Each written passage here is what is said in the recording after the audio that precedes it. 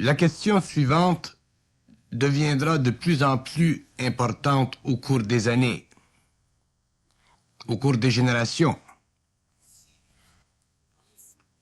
Elle n'est pas facile à répondre, elle sera difficile à saisir, mais un jour l'homme nouveau, l'homme conscient, en possédera tous les aspects, toute la compréhension et en percevra la vibration réelle. La question est celle-ci. Est-ce que des hommes conscients, hommes avancés dans la conscience, aujourd'hui ou demain, peuvent se faire confiance mutuellement? Est-ce qu'un homme conscient peut faire confiance à un homme conscient?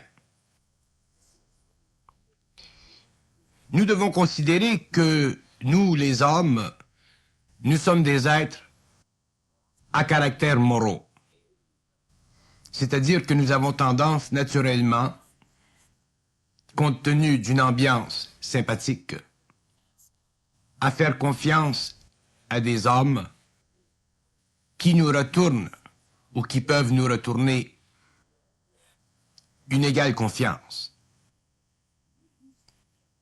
Mais puisque nous avons appris ou puisque nous apprendrons au cours des années que le phénomène de la confiance est un phénomène humain, qu'il fait partie de la grandeur d'âme de l'homme, qu'il fait partie du grand désir évolutif de l'homme, qu'il fait partie de la recherche de l'équilibre et de l'harmonie entre les hommes,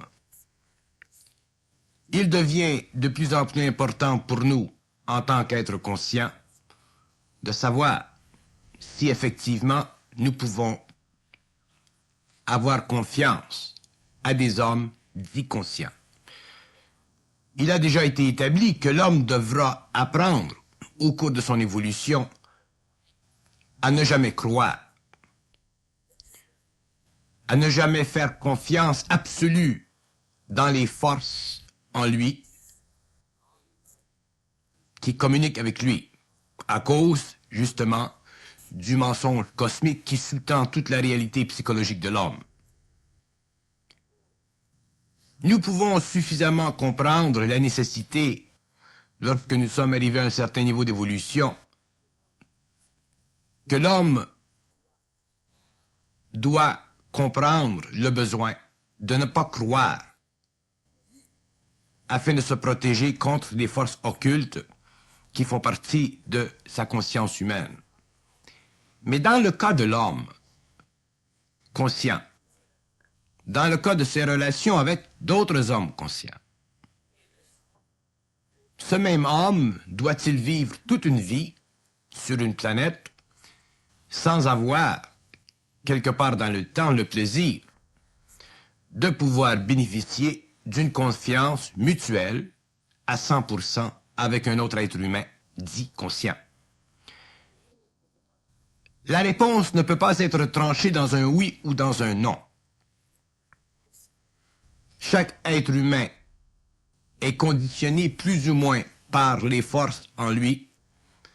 Chaque être humain, malgré son évolution de conscience, ne prend possession de sa conscience qu'au fur et à mesure que cette dernière s'est raffinée, qu'au fur et à mesure que sa volonté s'est ajustée à son intelligence et que son intelligence est devenue de plus en plus lucide, au fur et à mesure qu'il a compris les lois de la vie, c'est-à-dire les lois qui font en sorte que tout ce qui est à l'intérieur de l'homme doit être assujetti à sa volonté et jamais l'assujettir à la sienne. Mais si un être humain rencontre un être dit conscient et qu'il veut avec lui entretenir une relation de confiance, est-ce qu'il se met en danger s'il le fait? Il se mettra en danger s'il le fait, s'il ne possède pas la conscience nécessaire pour lui permettre de voir la faille dans la conscience de l'autre. Autrement dit, un être humain qui rencontre un être humain et qui doit avec lui soit épouser ou repousser, la confiance, doit être capable de sentir d'après lui-même et non pas d'après des mécanismes en lui, s'il peut vivre, exprimer une confiance vis-à-vis de l'autre individu. Autrement dit, c'est l'être humain conscient lui-même qui doit devenir le juge de sa capacité de faire confiance à une autre personne dite conscience. Et cette personne dite consciente doit être mesurée vibratoirement par lui selon sa capacité de se désengager des mécanismes subjectifs, des habitudes ou de la spiritualité en lui qui peut facilement bloquer sa perception de l'autre. Pour qu'un homme puisse posséder une perception parfaite d'une autre personne, il faut absolument qu'il ait une perception parfaite de lui-même. Si un homme ne possède pas une perception parfaite de lui-même, il ne peut pas avoir une perception parfaite de l'autre, donc il devient de plus en plus difficile de pouvoir vivre dans sa relation avec l'autre une confiance. Donc la clé dans cette question tortueuse, elle est simple, comme toutes les clés sont simples. Un homme qui possède une perception adéquate de lui-même peut faire confiance à une autre personne. Un homme qui possède une perception adéquate de lui-même pourra faire confiance à une autre personne parce que l'autre personne possédera une relation morale vis-à-vis lui qui sera à la mesure de sa perception personnelle. Mais s'il ne possède pas une perception adéquate de lui-même, il ne pourra jamais engendrer avec l'autre une confiance qui soit certaine parce qu'il sera obligé de se créer un système de confiance afin de pouvoir ensuite bénéficier de la conscience de l'autre.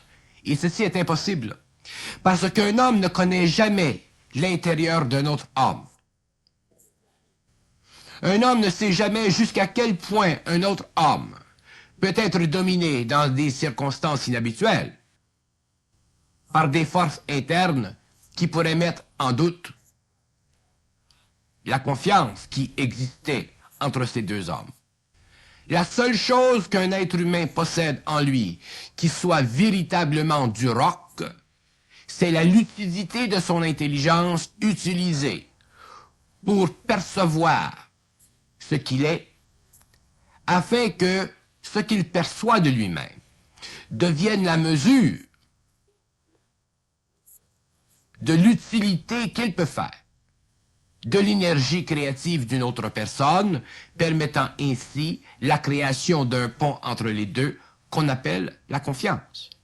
Dans le fond, le phénomène de la confiance ou la question de la confiance vis-à-vis un autre n'est plus à ce moment-là une question de moralité. Elle devient une question d'équilibre.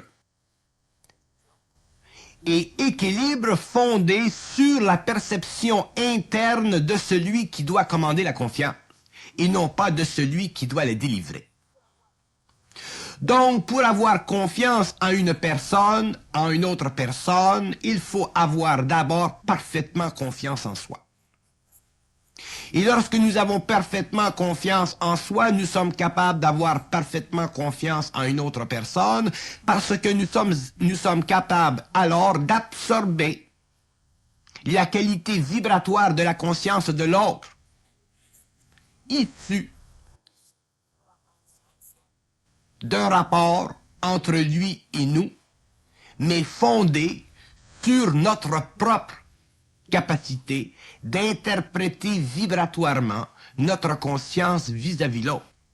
Autrement dit, lorsqu'un homme se demande ou vit le besoin d'avoir confiance en une autre personne, il vit déjà d'une façon subtile le mécanisme qui détermine en lui-même s'il a confiance en lui-même. Donc, si jamais vous rencontrez une personne et que vous vous demandez si vous pouvez avoir confiance en cette personne, déjà les mécanismes vibratoires de votre propre conscience détermineront devant cette autre personne ou en relation avec cette autre personne si vous pouvez avoir confiance en elle à cause du mouvement énergétique qui se produira dans votre propre conscience et qui, naturellement, ouvrira le canal d'expression entre vous et cette autre personne. Donc, la question d'avoir confiance en une autre personne n'est pas une question qui vise l'autre personne. C'est toujours une question qui nous vise soi-même. Et la raison pour laquelle nous avons beaucoup de difficultés à voir ou à tracer la ligne de démarcation entre la confiance qui doit être vécue entre nous et un autre et son origine réelle, c'est dans le fait que nous ne comprenons pas les lois de la conscience. Nous ne comprenons pas que la conscience est une énergie universelle. Nous ne savons pas que la conscience, elle est en relation étroite avec d'autres consciences humaines. L'homme n'est pas solitaire. L'homme, dans sa conscience, est solitaire.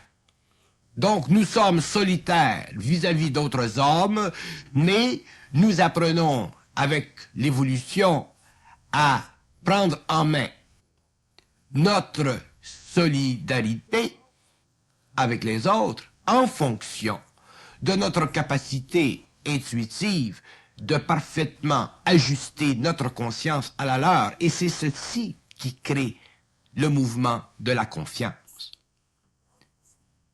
Les hommes qui, dans leur relation avec les hommes, ont eu des abus de confiance, sont des hommes qui ont manqué de confiance en eux et qui ont épousé plutôt de transposer la confiance en eux qu'ils manquaient dans la personne de l'autre, afin de pouvoir, par ricochet, se trouver mieux dans leur peau. Le phénomène de la conscience humaine sur le plan psychologique est totalement travesti dans ce sens que l'homme fait confiance à l'autre toujours par faiblesse. Il ne fait jamais confiance à l'autre par force. Et naturellement, si nous faisons confiance à l'autre par faiblesse, nous avons déjà en nous de la faiblesse, donc nous pouvons nous attendre éventuellement à un désappointement dans la confiance que nous faisons aux autres, et ceci peut facilement nous amener éventuellement à ne plus vouloir faire confiance aux autres, lorsqu'en fait, c'est à nous-mêmes que nous ne pouvons pas faire confiance. Donc, le jeu de la confiance vis-à-vis ou dans les autres est un jeu extrêmement occulte qui fait partie de la personnification dans l'homme de son énergie, au niveau de son mental et en relation avec son émotif. Et si la relation entre notre émotif et notre mental n'est pas parfaitement stabilisée, il nous est très difficile de faire parfaitement confiance à un autre parce que nous voulons aller chercher dans l'autre une énergie émotionnelle qui pourrait rebalancer notre propre émotion. Donc, ce qui fait que nous ne pouvons pas faire confiance dans l'autre, c'est que dans nous, il y a de l'émotivité que nous allons taper ou chercher dans l'autre afin de pouvoir balancer notre propre émotion. C'est comme si dans notre émotion, il y a un manque, donc nous allons dans l'autre chercher une valeur compensative et nous croyons ainsi pouvoir, dans ce mouvement, faire confiance à l'autre. Et ceci est dangereux parce que, très probablement, la confiance que nous irons chercher dans l'autre qui résultera du fait que nous avons besoin de son énergie émotive pour balancer la nôtre ne sera pas de l'ordre que nous avons de besoin. Donc nous verrons dans l'expérience que nous avons été leurrés dans notre confiance. Mais si l'homme conscient possède une énergie qui est parfaitement équilibrée, c'est-à-dire une énergie dans le mental qui n'est pas colorée par l'émotion, qui n'est pas affectée par l'émotion, mais qui est libre, il peut à ce moment-là disposer de lui-même vis-à-vis l'autre, parce qu'il n'a pas besoin d'aller chercher dans l'autre une énergie émotionnelle pour se calfeutrer lui-même émotivement. Il n'a pas besoin d'aller chercher dans l'autre un support moral pour se donner à lui de la moralité. Il est totalement libre, c'est-à-dire qu'il est capable de transposer dans sa relation avec l'autre une qualité d'expérience, une qualité d'action qui est fondée purement sur l'objectivité de son mental. Donc, il ne va pas chercher dans l'autre de l'émotion pour se créer de la confiance. Il va chercher dans l'autre simplement une énergie mentale qui lui permet de créer, non pas de la confiance, mais un échange parfait. Donc, avoir confiance dans une autre personne ou ne pas avoir confiance dans une autre personne n'est pas le point. Mais pouvoir établir une relation parfaite avec une autre personne est le point. Et pour ça, il faut être absolument mental, c'est-à-dire qu'il ne faut pas posséder d'émotions qui colorent le mental à aucun niveau. Que ce soit émotion dans le présent ou que ce soit émotion dans le passé, il faut que le mental soit absolument pur, c'est-à-dire absolument purifié de ce qui crée l'émotivité dans l'homme.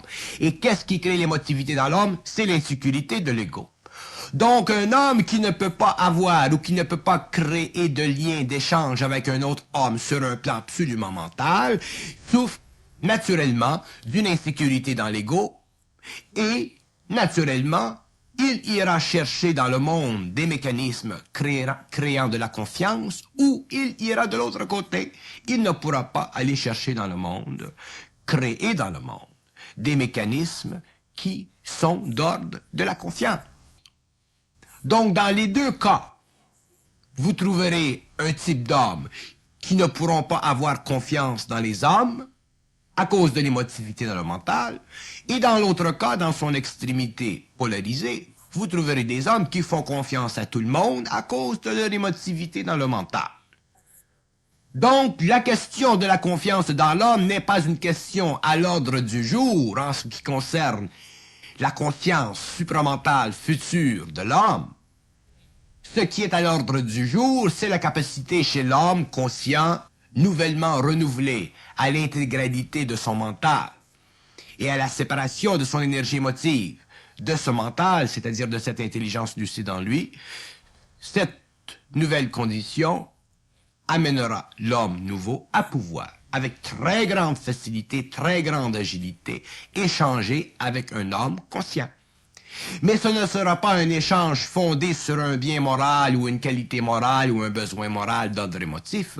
Ce sera un échange fondé sur l'approximativation de leur but commun, c'est-à-dire l'expression dans le temps d'une intelligence créative commune qui fait partie du mouvement naturel de l'évolution et des lois de compensation qui veulent que l'homme ne soit pas seul dans l'expression de son énergie, mais qu'il exprime cette énergie avec d'autres hommes afin que le flux, le reflux et le mouvement de l'énergie soient de plus en plus grandissants pour donner éventuellement à l'homme une plus grande abondance sur la terre. L'échange entre deux hommes conscients devient de plus en plus parfait au fur et à mesure que cette conscience humaine se perfectionne. Mais lorsque nous parlons de perfection de la conscience humaine, nous ne parlons pas de perfection qui n'aboutit plus. Parlons de cet état d'esprit dans lequel l'émotion n'agit plus sur le mental, de cet état d'esprit où l'astral n'est plus là pour colorer le mental de l'homme. À partir du moment où l'homme est libre dans sa conscience de toute forme d'astralité ou de toute forme de subjectivité, nous pouvons dire que l'homme possède une conscience parfaite, c'est-à-dire une conscience parfaitement équilibrée. Et c'est à partir de ce moment-là que l'homme peut échanger avec un autre être conscient et qu'il n'a plus besoin des mécanismes subjectifs de mesure d'ordre moral qu'on appelle la confiance de l'un envers l'autre. Si on cherchait dans l'évolution future des relations humaines de plus en plus exigeantes, de plus en plus perfectionnées, nous sommes obligés de voir que dans l'avenir, l'homme pourra, avec très grande facilité, échanger avec un homme conscient afin de ne pas perdre de l'énergie dans la mesure, dans la constatation ou l'observation de l'échange. Sinon, l'homme passe son temps à se mettre en garde et il n'a pas de temps d'avancer avec un autre homme dans la poursuite d'un but commun. Pour que l'être humain en arrive un jour à pouvoir échanger avec un être conscient, il faudra que ces êtres apprennent graduellement à se libérer de leur émotivité, à se libérer de cette forme d'émotivité qui cache, dans le fond, l'imperfection de leur conscience mentale et qui leur enlève le pouvoir entre eux d'être réellement des hommes dans la définition la plus noble de cet état d'esprit. Définition qui est fondée sur le résultat éventuel d'une plus grande conscience, c'est-à-dire d'une plus grande capacité de voir clair à travers soi-même afin de bien voir à travers les autres. Si un homme ne peut pas avoir confiance aujourd'hui dans un autre homme, ce n'est pas nécessairement parce que il ne peut pas avoir d'échange entre lui et un autre homme, mais c'est plutôt parce que il doit y avoir ajustement interne à sa propre conscience. Cet ajustement interne à sa propre conscience lui permettra éventuellement d'éliminer en lui les caractéristiques polarisées de la confiance ou du manque de confiance, pour pouvoir éventuellement simplement échanger en toute quiétude d'esprit. Donc, ce n'est plus pour l'homme conscient une question d'avoir confiance ou de ne pas avoir confiance. C'est une question de pouvoir échanger avec un autre être humain dans une quiétude d'esprit totale. Et pour qu'un homme possède une telle quiétude d'esprit, il faut qu'il soit déjà harmonisé et balancé dans la qualité émotive et mentale de sa personnalité. Donc, si un homme peut facilement échanger avec un autre homme, c'est qu'il y a en lui une plus grande quiétude dans son esprit.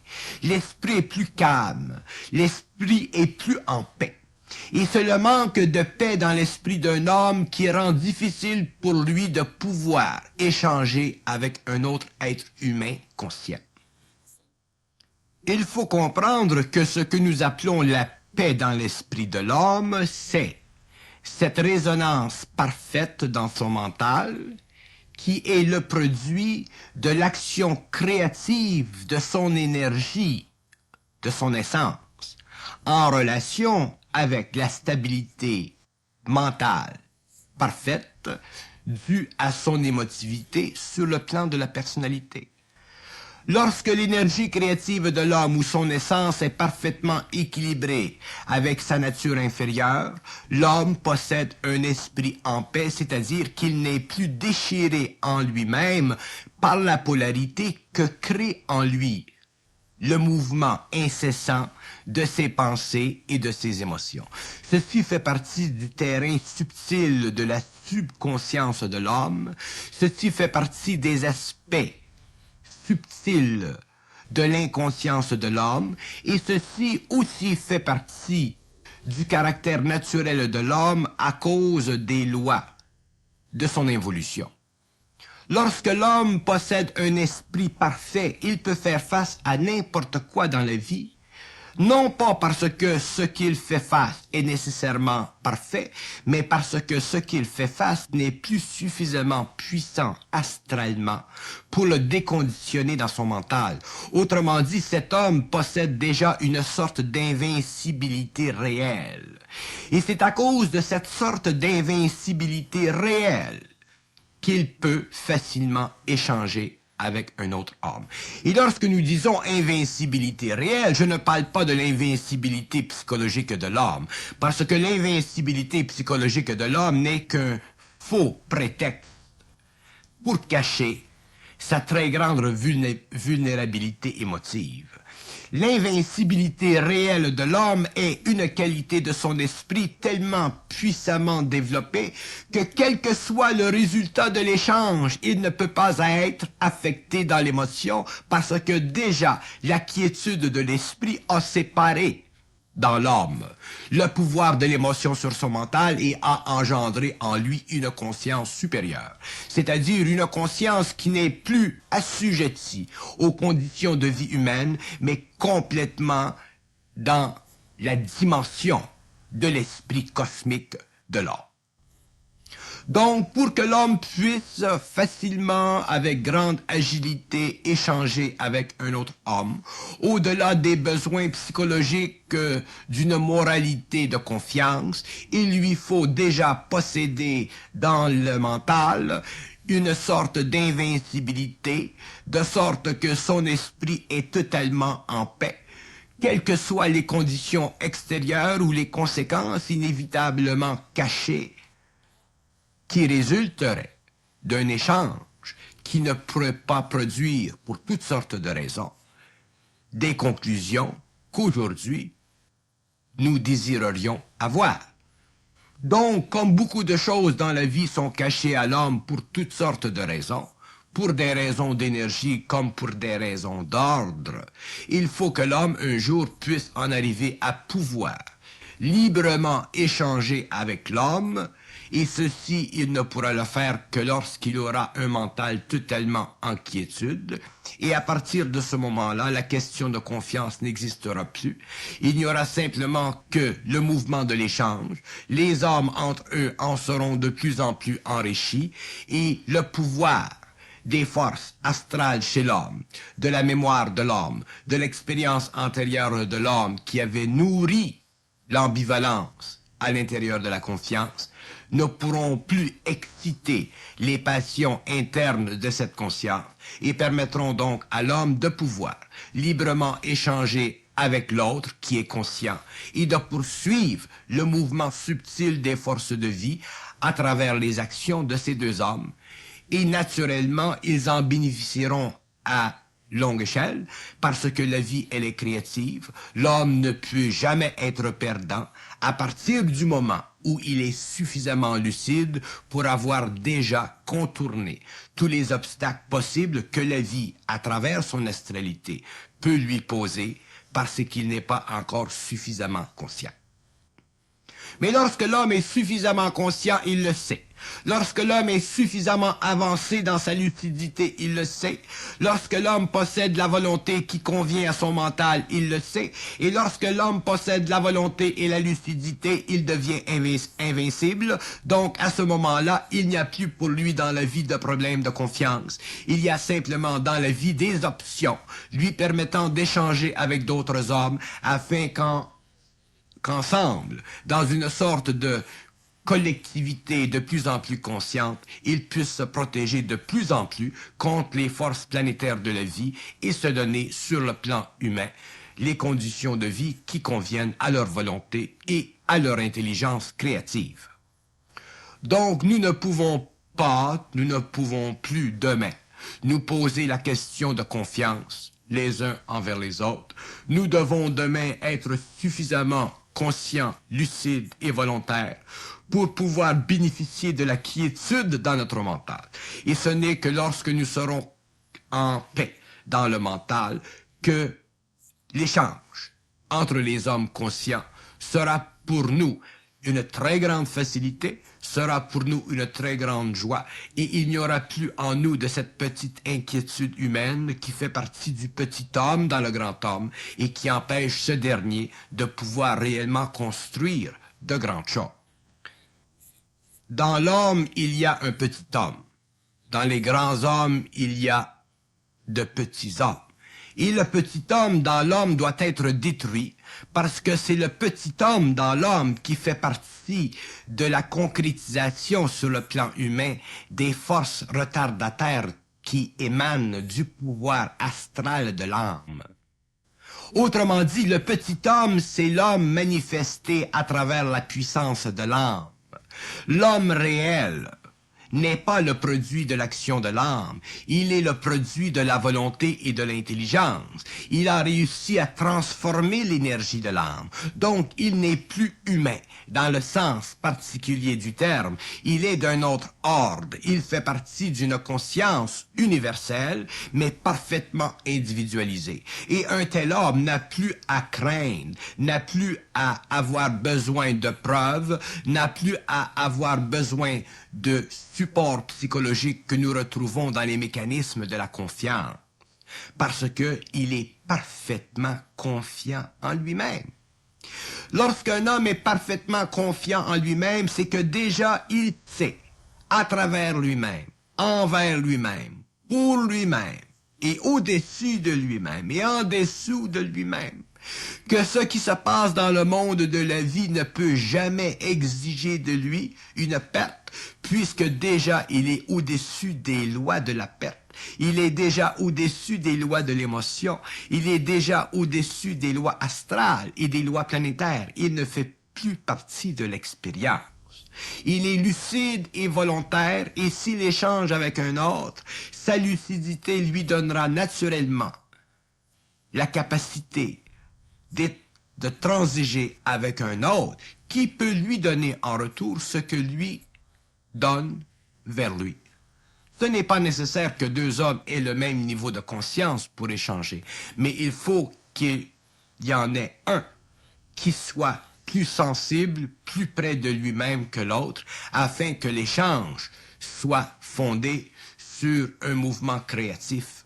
Sinon, nous avons un échange fondé sur un mouvement purement subjectif d'ordre émotionnel, et ce n'est plus de l'échange, ça devient de la confiance. Et tant que les hommes seront obligés de se donner confiance pour échanger, ils ne seront pas heureux dans leur échange, parce que la confiance, ce n'est pas réel. La confiance est un don de soi. La confiance est une manipulation d'une façon ou d'une autre, soit sur le plan du besoin ou soit sur le plan du recours. Mais lorsque les gens sont capables de purement échanger, c'est-à-dire de transiger en dehors des lois psychologiques et de faire passer d'un plan à un autre une énergie qui leur sert en retour, ces hommes sont capables de se créer dans le monde de l'homme, à cause de leur conscience, une capacité de vivre sur la terre qui soit totalement au-delà des systèmes empiriques de la vie que nous connaissons. Mais pour que l'homme puisse faire ceci ou vivre ceci, il faut qu'il n'ait plus de problèmes de confiance. Il faut qu'il ne souffre plus des problèmes de confiance. Si l'homme souffre des problèmes de confiance, c'est qu'il n'est pas encore prêt à l'échange. Et s'il n'est pas prêt à l'échange, il ne peut pas vivre sur la terre avec des hommes conscients et grandir avec eux en abondance, parce qu'il voudra toujours que ces hommes conscients soient plus près de sa compréhension des lois de la confiance. Et ceci n'est pas possible. Les hommes ne peuvent jamais être aussi près que soi-même des lois de la confiance, puisque les hommes font partie d'une autre réalité. Donc, chercher à ce que d'autres personnes autour de soi soient aussi près que soi-même de la compréhension de la confiance, c'est une illusion, puisque chaque homme a sa propre définition de la confiance. Donc, nous devons mettre de côté le besoin psychologique ou moral de la confiance. Nous devons mettre de côté la confiance négative ou la confiance positive. Nous devons regarder simplement la mécanique créative de l'énergie de la conscience de l'homme qui se permet de créer entre des hommes des ponts d'énergie que nous appelons l'échange.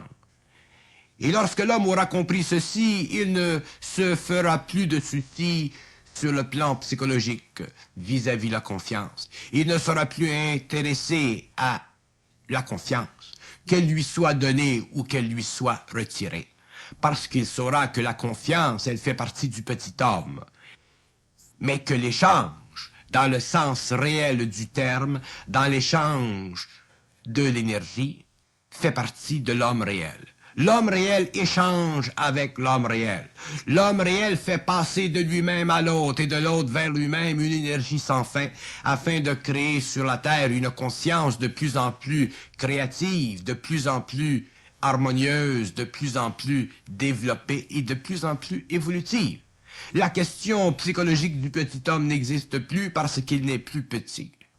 Il n'est plus petit parce que son intelligence est grande. Il n'est plus petit parce que sa volonté est puissante. Il n'est plus petit parce qu'il n'y a plus rien en lui qui puisse retarder le mouvement de son énergie vers le monde et du monde vers lui. Il est prêt à construire, il est prêt à créer, il est prêt à s'instruire dans la matière d'une nouvelle condition de vie qui exclut ceux qui sont obligés de fonder leur subsistance, leur sécurité sur des liens qui sont des liens de confiance. Pour que l'homme conscient en arrive un jour à créer des alliances ultimement occultes, c'est-à-dire ultimement intelligentes, c'est-à-dire ultimement préservées de la myopie stratégique de l'ego du petit homme, il leur faudra à ces hommes construire des alliances non pas avec la corde, mais avec de l'acier. Et non pas avec de l'acier, mais avec des liens invisibles qui sont plus forts que l'acier et plus forts que la corde. Et ces liens invisibles seront les supports entre eux de ces hommes. Ces liens invisibles feront partie de la vibration de l'énergie entre ces hommes. Ces liens invisibles feront partie de leur conscience.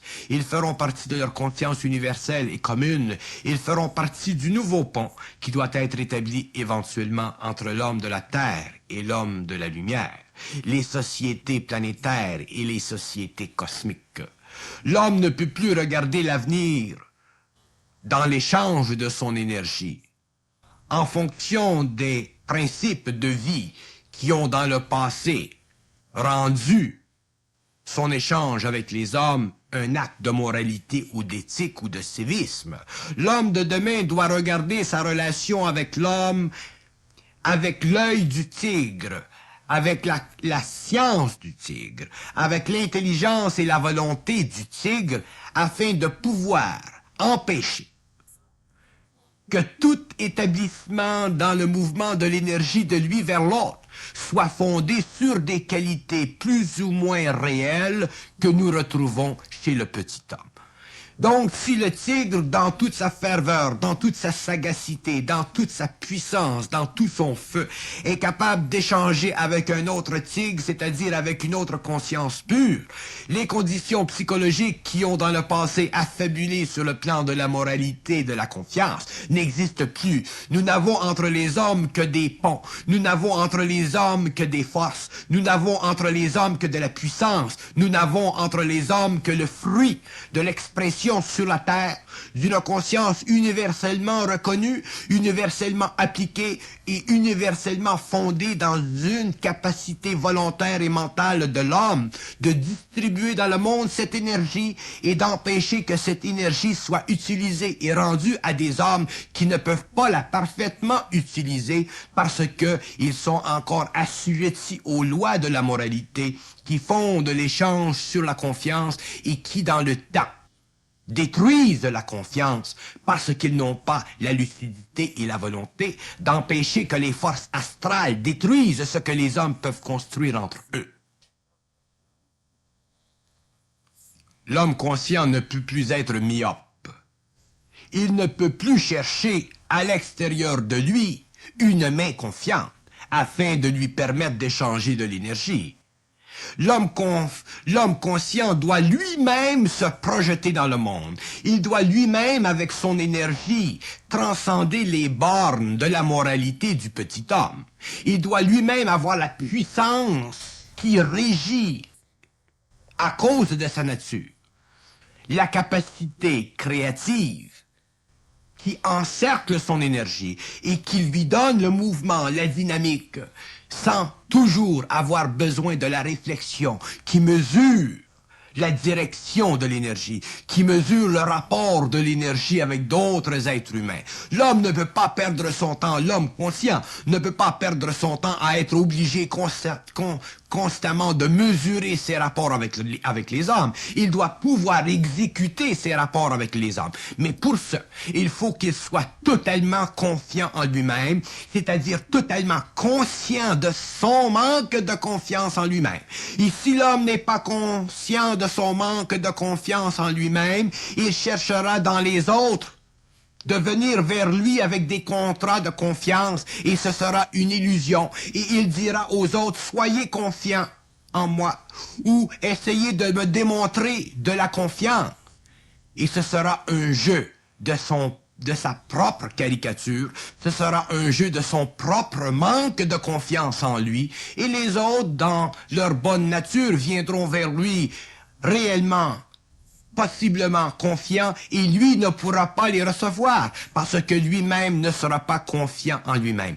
Donc, si vous cherchez dans le monde à échanger avec les hommes, ne cherchez pas à savoir si vous pouvez avoir confiance en eux.